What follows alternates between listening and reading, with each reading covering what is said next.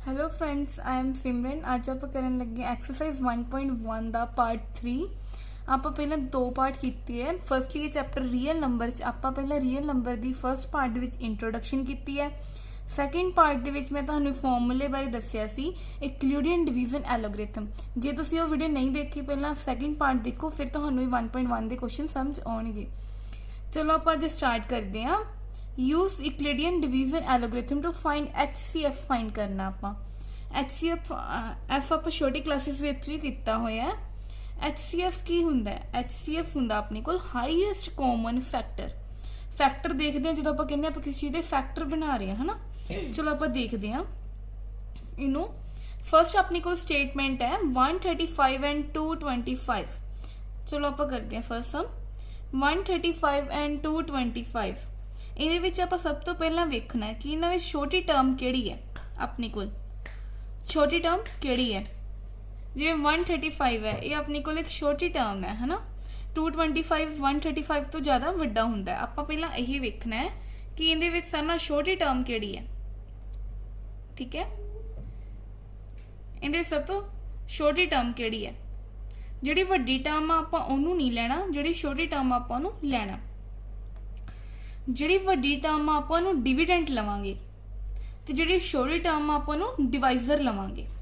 ਠੀਕ ਹੈ, ਕੱਲ ਮੈਂ ਤੁਹਾਨੂੰ ਇਸ ਤਰ੍ਹਾਂ ਦੱਸਿਆ ਹੀ ਸੀਗਾ ਕਿ ਡਿਵੀਡੈਂਟ ਕੀ ਹੁੰਦਾ, ਡਿਵਾਈਜ਼ਰ ਕੀ ਹੁੰਦਾ, ਰਿਮਾਈਂਡਰ ਕੀ ਹੁੰਦਾ ਤੇ ਕੋਸ਼ੈਂਟ ਕੀ ਹੁੰਦਾ। ਚਲੋ ਮੈਂ ਇੱਕ ਵਾਰੀ ਤੁਹਾਨੂੰ ਦੁਬਾਰਾ ਦੱਸ ਦਿੰਨੀ ਆ। ਆਪਾਂ ਇੱਕ ਇਹ ਵਾਲੀ ਜਦੋਂ ਐਕਸਰਸਾਈਜ਼ ਕਰਨੀ ਹੈ ਨਾ, ਆਪਾਂ ਇੱਕ ਫਾਰਮੂਲਾ ਯਾਦ ਰੱਖਣਾ ਹੈ। ਫਾਰਮੂਲਾ ਹੈਗਾ ਆਪਣੇ ਕੋਲ ਇਕਲੂਡੀਅਨ ਡਿਵੀਜ਼ਨ ਐਲੋਗਰਿਥਮ ਦਾ, dividend is equals to divisor into quotient plus reminder.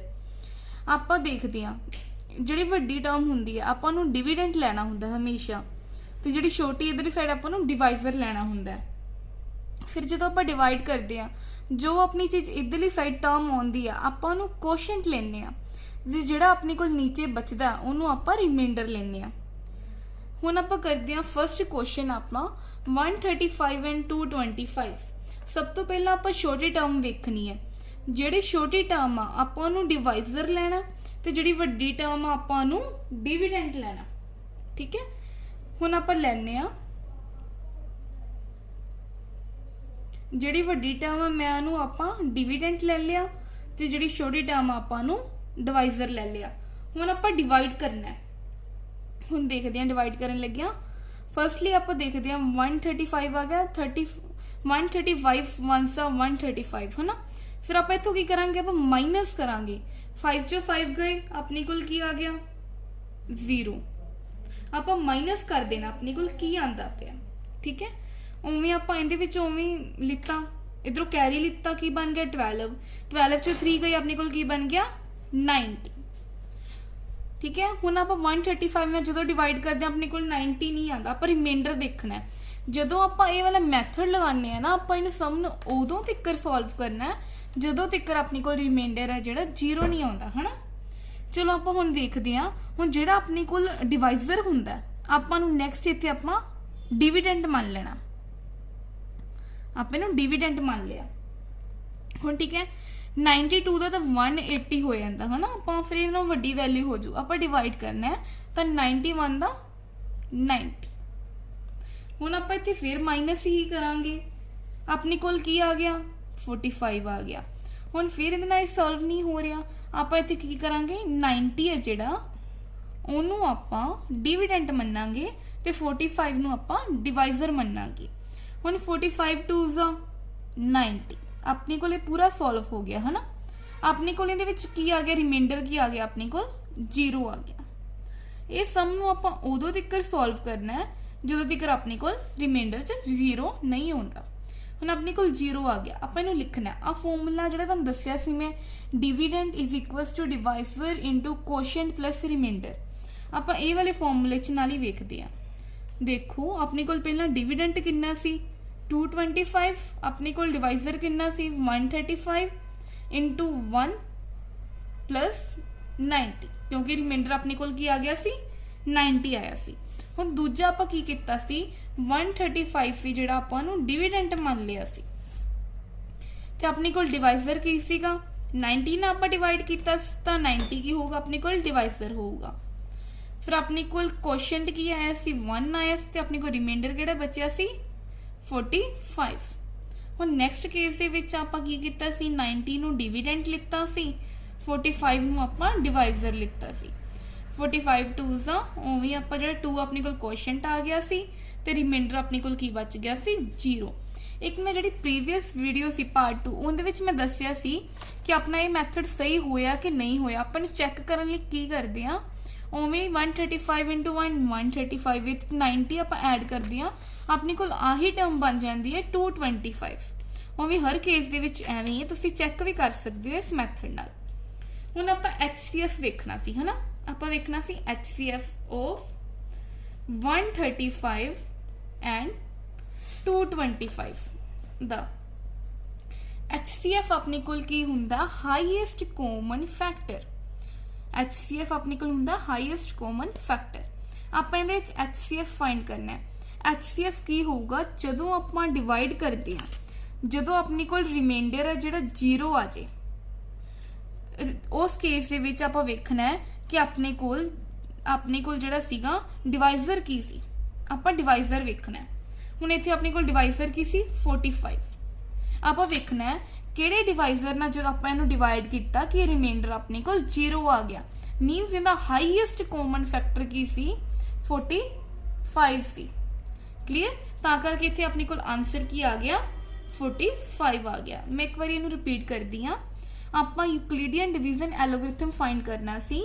अब मैं तुहानूं कल एक फॉर्मूला दस्सिया सी, अपने कोल फॉर्मूला की हुंदा dividend is equals to divisor into quotient plus reminder.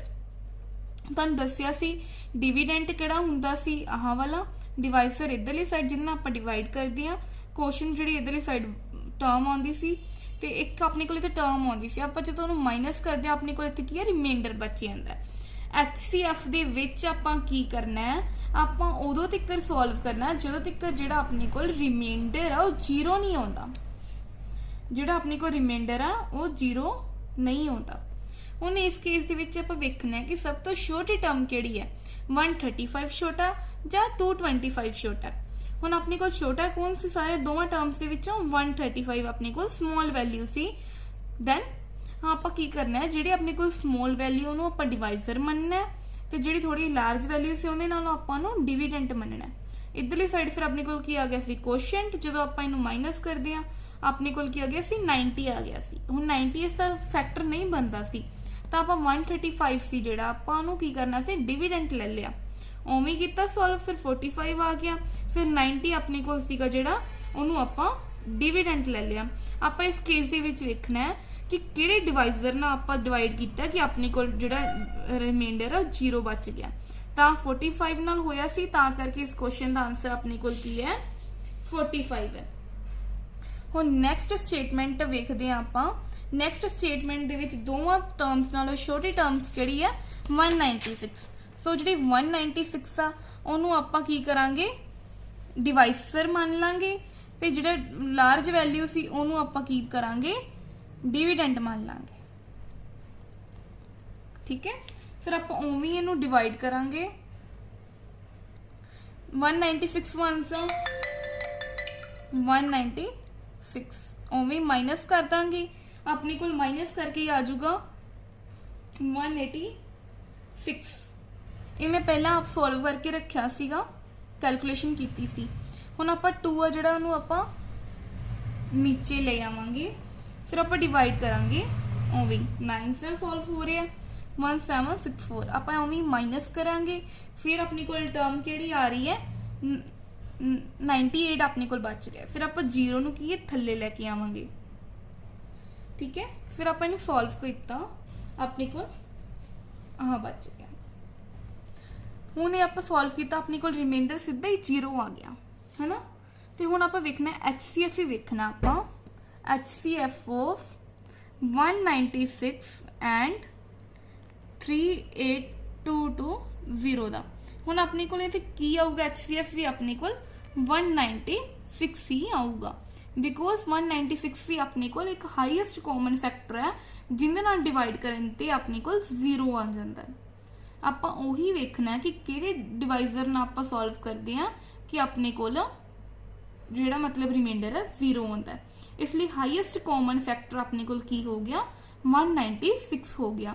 ਆ ਥਰਡ ਸਟੇਟਮੈਂਟ ਆਪਣੇ ਕੋਲ 867 ਐਂਡ 255। ਮੈਂ ਤੁਹਾਨੂੰ ਇਹ ਦੱਸ ਦਿੰਦੀ ਹਾਂ ਕਿਵੇਂ ਕਰਨਾ ਹੈ। ਇਹਦੇ ਵਿੱਚ ਆ ਛੋਟੀ ਟਰਮ ਆਪਾਂ ਇਹਨੂੰ ਕੀ ਕਰਾਂਗੇ ਡਿਵਾਈਜ਼ਰ ਲੈ ਲਾਂਗੇ, ਜਿਹੜੀ 867 ਆਪਾਂ ਇਹਨੂੰ ਡਿਵੀਡੈਂਟ ਲੈ ਲਾਂਗੇ ਤੇ ਇਸੇ ਮੈਥਡ ਨਾਲ ਸੋਲਵ ਕਰਨਾ ਹੈ। ਤੁਸੀਂ ਮੈਨੂੰ ਇਹ ਵਾਲਾ ਕੁਐਸਚਨ ਸੋਲਵ ਕਰਕੇ ਇਹਦਾ ਆਨਸਰ ਹੈ ਜਿਹੜਾ ਕਮੈਂਟ ਬਾਕਸ ਦੇ ਵਿੱਚ ਦੱਸਿਓ।